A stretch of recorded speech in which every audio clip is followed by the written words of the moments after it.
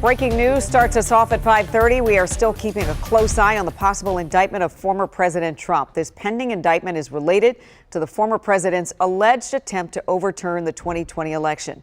CBS reporter Skylar Henry joins us now live. It's been a long day, Skylar. What are you hearing? Leslie, Adam, good to be with the both of you. So we are waiting and watching to see what may come in terms of from this special counsel's office. We know that jurors have been meeting all day today. There have been some hints that we could receive something in the next few hours or so, but what that is remains to be seen. We know that there is certainly the looming possible third indictment against the former president for his alleged actions following the 2020 election, and of course what happened here on January 6th. The grand jury meeting at a federal court in Washington, D.C. today has been hearing evidence on whether to bring charges against former President Donald Trump for his actions after the 2020 election and on January 6th.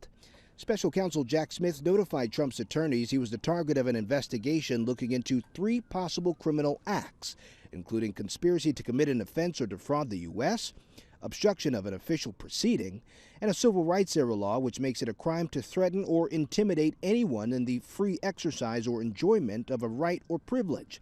Trump may also soon face new charges out of Georgia, where a grand jury is looking into attempts to replace state electors with people loyal to him.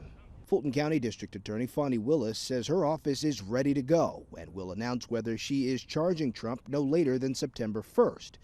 Willis launched an investigation after Trump was heard on a recording pressuring Secretary of State Brad Raffensperger to find votes. Look, Brad, I have to find 12,000 votes, and I have them. Willis's office says the DA has received racist death threats and asked the FBI for resources at the courthouse. And so the former president has been on social media, Truth Social, posting that he knows as if a third possible indictment could be coming, but we have yet to receive that word. As for trial dates and other indictments against the former president, we know that those have been set as well for next year. One for the hush money payments up in New York, and then, of course, declassified documents mishandling case down in Florida, guys. All right, so we're waiting for what may be coming from the special counsel's office. And the question really is, are the charges against the former president impacting him on the campaign trail from what we can see? Well, that's a good question. And we know that supporters that we spoke with over the weekend at a rally up in Pennsylvania were asked that, whether these indictments were having any sort of impact on their support for the former president whatsoever. They have said, quote, they feel as if this is political BS, their words.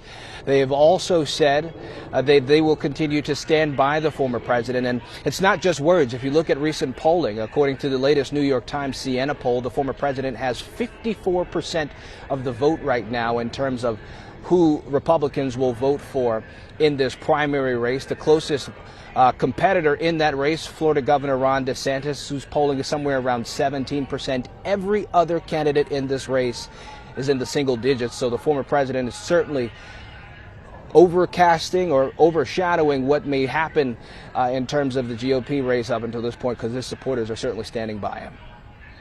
All right, Skylar, we'll be watching. And of course, be sure to stick with us as more news breaks on the Trump indictment. For updates anytime, download the WUSA 9 app on your phone. You can also stream us for free on WUSA 9 Plus.